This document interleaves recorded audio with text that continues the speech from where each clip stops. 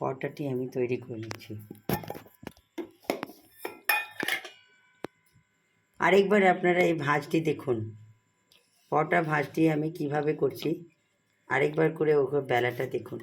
3 ভাঁজ করে নিয়ে আমি এখানে জুড়ে দিলাম। তারপরে আমি এটিকে বেলবো হালকা হাতে। এটিকে আস্তে আস্তে ঘুরিয়ে ঘুরিয়ে ঘুরিয়ে ঘুরিয়ে আমি বেলবো। তাহলে দেখুন সমানভাবে মসৃণভাবে পরোটাটি বেলা হয়ে যাচ্ছে।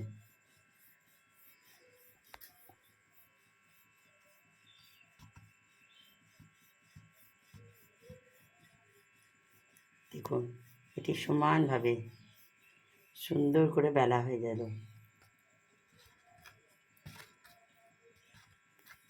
পরোটা বেলাটি সুন্দর একটা 3 কোনা পরোটা আপনাদের সামনে বেলা হয়ে গেছে। দিয়ে আমি চাটুতেই করতে অভ্যস্ত, তাই আমি এটি চাটুর মধ্যে দিয়েই করছি।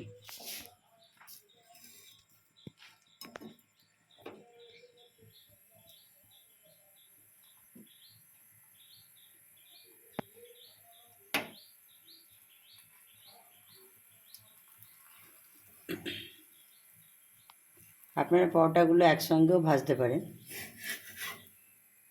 একটা একটা করেও ভাজতে পারেন, অনেকগুলো একসঙ্গে করতে পারেন।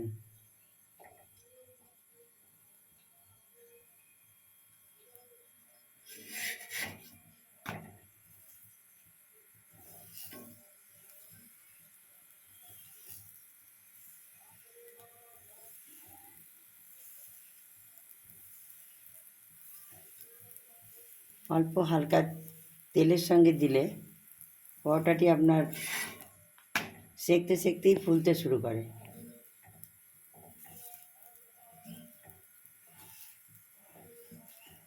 দেখুন এটি কেমন করে ফুলে উঠছে।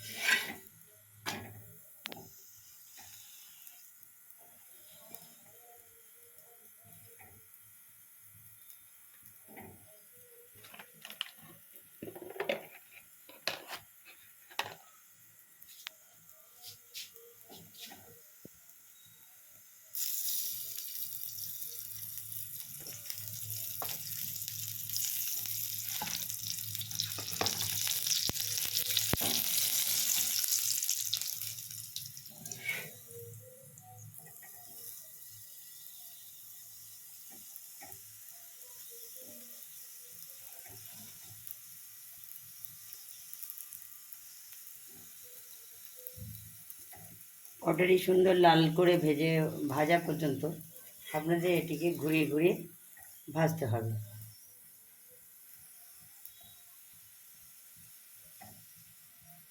যদি পরোটাটি কুরকুরি করে খেতে চান তাহলে খুব হালকা আঁচে এটাকে ভাজতে হবে।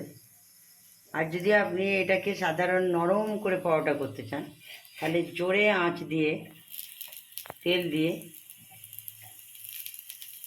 এটাকে উল্টে পাল্টে দিলে আপনার পরোটাটি খুব সুন্দরভাবে তৈরি হবে। আমি এটি ভাজার জন্য রাইস অয়েল ব্যবহার করেছি। অনেকে অনেক রকম তেল ব্যবহার করেন, কেউ সয়াবিন, কেউ সহ্য না হলে আবার সর্ষের তেলও ব্যবহার করে, কেউ বাদাম তেল ব্যবহার করে। আপনারা আপনাদের উপযুক্তভাবে এটিকে ভেজে নেবেন, সেই তেল দিয়ে ব্যবহার করবেন।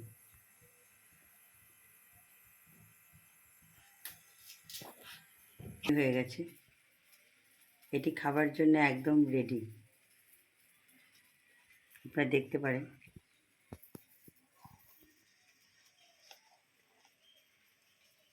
দেখুন ফুলগুলো কি সুন্দর ফুলে উঠেছে।